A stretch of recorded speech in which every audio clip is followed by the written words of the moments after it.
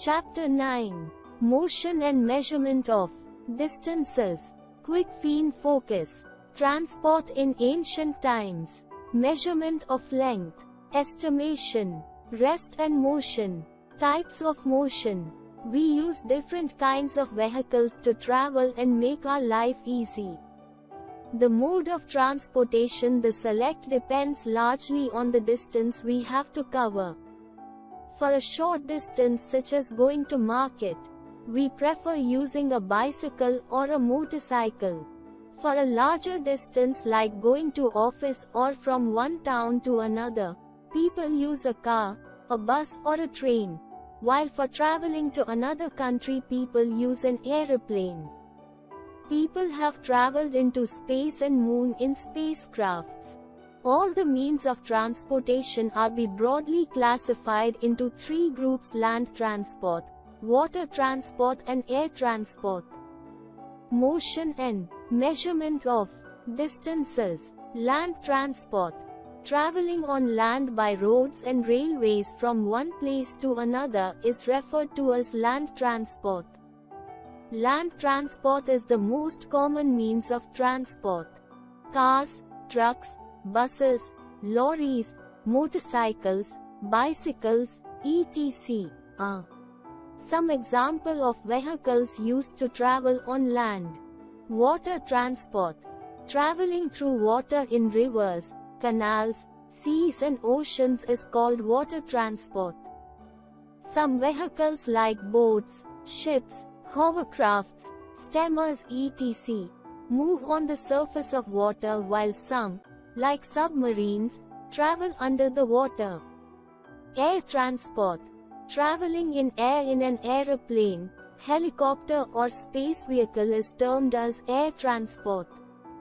It is much faster than land or water transport. So, it is used to cover larger distances in short time. Activity 1. Sit in groups of 4. Discuss the mode of transport each child uses to come to school. Relate it to the distance required to be covered. Serial number. Name of the student. Approx. Distance. Means of transport. 1, 2, 3, 4. Transportation in ancient times. Early men had no idea of wheels or machines. They had to work hard and travel long distance on foot in search of food and shelter. In course of time, early men started domesticating animals like horses, camels and elephants to travel and to carry loads. After some time, they discovered that planks of wood could be used to cross rivers. They learned the art of tying planks of wood together in the shape of a boat. They used round-shaped wooden planks to move heavy loads. The invention of wheel brought revolution in the mode of traveling. Animals were used to pull carts with wheels such as tongers, bullock carts. Thus, traveling on vehicles with wheels like bicycles, scooters, cars etc. made traveling faster and comfortable. Today, vehicles like trucks, cars, scooters, rickshaws, trains, all move on wheels. The invention of steam engine led to the development of trains and automobiles. Ships were also filled with motors to make travel faster. The 20th century saw a great advancement in transportation and the invention of electric trains, monorail, supersonic aeroplanes and spacecraft, making travel even faster and easier. Measurement of length. Measurement is a very important activity in our daily life. We often have to measure the distance between two places, length of a cloth, measure time passed between two events and measure the body temperature when someone is ill. A tailor needs to measure the length of a piece of cloth which has to be stitched. A carpenter needs to measure the length, height and width in order to make a chair or a table. In our daily life, we have to compare many things. Which is farther from the Earth, Moon or Mars? Who is taller, Manoj or Mohan? Who runs faster, a cheetah or an elephant? Measurement gives the answers to these questions. Measurement is the process of comparing an unknown quantity with a fixed or standard quantity of the same kind. The standard with which a measurement is conducted is called unit of measurement. A measurement expresses how many times the things being measured is in terms of the unit. For example, when we say that a pencil is 10 centimeters long, we mean that the length of the pencil is 10 times of the length of a standard quantity centimeter, cm. Activity 2. Sit in groups of 4 and list some cases where you need to measure the following: distance, time, mass, weight. In ancient times, people used cubit, arm, length, hand span and footstep as units to measure length. These were no accurate ways to measure things. Cubit, the distance between the tip of the middle finger and elbow, is called as cubit. Hand span, the distance between the tip of the thumb to the tip of little finger when fully stretched, is called a hand span. Arm length, the distance between the shoulder and the middle finger along the stretched arm, is called arm length. Footstep, the distance between the toe and the heel of the foot, is called as footstep. All these units of measurement vary from person to person. So, these are not considered as standard units of measurement. Activity 3. Use your cubit, hand span and arm length to the length of following things. Ask your parents to do the same and compare the length measured by you and your parents.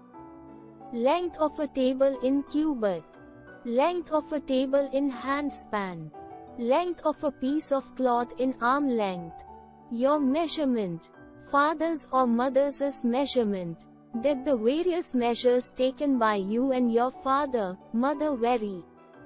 Activity 4. Measure the length of the bedroom using your footsteps. Ask your mother to do the same. Record your observations in the table given below. Serial number. Yourself. Length of your bedroom in footsteps. 1. Footsteps. 2. Mother. Footsteps. Did your results vary? Why? You will observe that the measures of your own and your parents differ because of the difference in the body sizes. Clearly, these ways of measurement are not accurate and cannot be used as standard. To avoid confusion, people realized the need of some standard units of measurement which remain constant for everyone. For the sake of uniformity, scientists around the world accepted a set of standard units of measurement known as the International System of Units, called SI units of measurement. SI units for some physical quantities are: physical quantity SI unit symbol, length meter m, mass kilogram kilogram, time second s, temperature Kelvin K. Try these.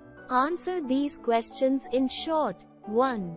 Which is the fastest mode of transport? 2. What brought about a revolution in the mode of traveling? 3. Which invention led to the development of trains and automobiles? 4. Why did people realize the need for standard units of measurement? 5. What is the SI unit of time? 6. What is the length between tip of the middle finger and elbow called? 7. What is the length between the shoulder and tip of the middle finger called? Length is the distance between any 2 points. SI unit of length is meter, denoted by m. Very small distance, such as length of a small eraser, are measured in centimeters. The thickness of a coin is measured in millimeter. The length of a piece of cloth is measured in meters. Long distance, such as distance between two cities, are measured in kilometer. Thus, we have to choose appropriate unit to measure length depending on how long an object is which we have to measure. The relationship between different smaller units and larger units of length is given below. 1 decimeter equals 10 centimeters. 1 centimeter equals 10 millimeters. 1 kilometer equals meter. 1 meter equals 100 centimeters or 10 decimeters. People use some common tools to measure length of objects such as meter scale, meter rod and measuring tape etc., whichever may be convenient for the given object. Activity 5. Which tool will you use to measure the length of A pencil, B a notebook, C a sari, D a shirt, A chest size of a person. How can we measure length of an object using a scale? We should be careful while measuring the length of an object using a meter scale or meter rod for the accuracy of measurement. Some following steps help us to measure the length of an object like a pencil. Place your scale along the length of the object, or pencil that is to be measured. The initial reading must start at a digit mark, but not in between the marks as shown in Fig. A. The scale should rest along the object, not obliquely as in Fig. B. The zero mark on the scale must coincide with one end of the object to be measured. In case the end of the scale is broken or the zero mark is not clear, use some other digit, say the 2 centimeters mark as the initial reading. Remember, subtract this digit taken from the final reading on the other end of the pencil to get an accurate measurement of length.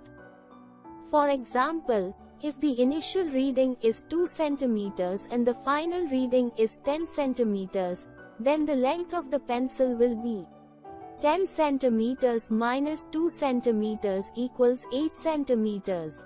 To get the correct measurement, the correct position of the eye is very important. The eye should be placed exactly vertically above the mark that has to be read as shown in Fig. C. Error in measurement due to the wrong position of the eye is called parallax error. Measuring length of a curved line. The length of a curved line cannot be measured directly by using a meter scale. It can be done in the following 2 ways. By using a thread. Let's conduct an activity to measure the length of a curved line using a thread. By using a divider. Now let's conduct another activity to measure the length of a curved line, this time, using a divider. Activity 6. Sit in pairs and use a scale to measure length of the following object and complete the table. Object. Measurement done by you. Measurement done by your friend. Difference in reading, if any. Pencil. cm. Pencil box. cm. Activity 7. To measure the length of a curved line using a thread. Take a thread and make a knot at one end. Place this knot at the beginning or one end of the curved line, point A. Use your thumb and forefinger and place a small portion of thread exactly along the curved line, AB. Again, place a small portion of the thread along the next portion of the line. Run the thread along the curved line a little at a time. When the thread reaches the other end of the curved line, make a mark at that point using a pen and make a knot there. Then make the thread straight and use a scale to measure the length between the knot and the pen mark or knot on the thread up to the other end. This will be the length of the curved line. Some useful relations between the different units of length, mass and time. Length 10 millimeters, mm, equals 1 centimeter, cm, 100 centimeters, cm, equals 1 meter, m, 1000 meters, m, equals 1 kilometer, km, mass 1000 milligrams, mg, equals 1 gram, g, 1000 gram, g, equals 1 kilogram, kilogram, 100 kilograms, kilogram, equals 1 quintal. 10 quintals equals 1 metric ton. Time 60 seconds, S, equals 1 minute, min, 60 minutes, min, equals 1 hour, H, 24 hours, H, equals 1 day. 365 days equals 1 year. 10 years equals 1 decade. 10 decades equals 1 century equals 100 years. 10 centuries equals 1 millennium equals 1000 years. Try these. Fill in the blanks. 1. Decades equals 100 years. 2. 10 quintals equals metric ton. 3. Meters equals 1 kilometer. 4. Seconds equals 1 minute. 5. cm equals 1 meter. 6. 100 kilograms equals quintal. 7. 10 years equals decade. Estimation. In many cases in our day-to-day life we need to be very accurate in measurements and cannot accept any error. For example, preparing medicines requires accurate measurements. An error in such measurements may be fatal for the patient. In some other cases, we do not require any accurate measurements. A rough idea is good enough. Making a rough idea of measurement is called estimation. For example, when a person cooks food, she does not measure every ingredient precisely. She has a rough idea of how much a thing to use. Estimation useful to using most case in our daily life. Rest and motion. Every day is your classroom. You see the blackboard, chairs and desks. They are stationary objects. They do not move and said to be rest. A body is said to be at rest if its position does not change with respect to the stationary objects in its surroundings. You see cars, cycles and buses moving past you on the roads. They are said to be in motion. A body is said to be in motion when it changes its position with respect to stationary objects in its surroundings.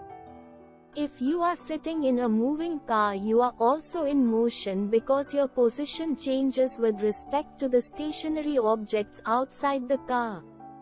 In order to classify the objects at rest or motion, we have to choose some fixed point in the surroundings called the reference point. Types of motion. We come across types of motion in our daily life. Motion of objects may be translatory, vibratory or oscillatory, periodic and random. Let us discuss them in detail. 1. Translational motion. An object is said to be in translational motion if it moves from one place to another.